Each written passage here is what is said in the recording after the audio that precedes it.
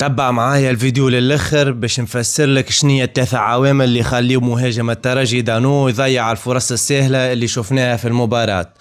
دانو مهاجم الترجي بعد الهدف اللي سجله ضد الأهلي قاعد يضيع في فرص سهلة، ومن أهم الأسباب هو العامل النفسي والذهني اللي جاي من ضغط الجماهير، الإعلام والخوف من الفشل اللي يجعل المهاجم متشنج وبالتالي يفقد الدقة في اللمسة الأخيرة، وهذا اللي شفناه في الفرصة هذه. العامل الثاني هو فني بالأساس، ونشوفنا عدم التحكم في قوة الكرة، وهذا يرجع لاختيار القرار الخاطئ في التسديد بقوة بينما يحتاج الموقف وضع الكرة بهدوء أو التسديد بدلا من التمرير للزميل اللي عنده تمركز أفضل.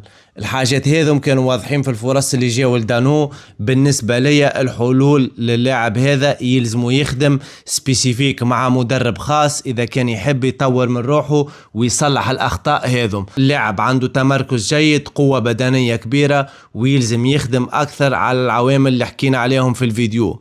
الترجي بوجود الحاجة عليه وأقبلو ورفيعة قادر يعطي أداء أفضل في وسط الميدان، لكن شنية حسب رأيكم الحلول الموجودة في الترجي باش ينجم يربح مباريات اللي مازالت في البطولة؟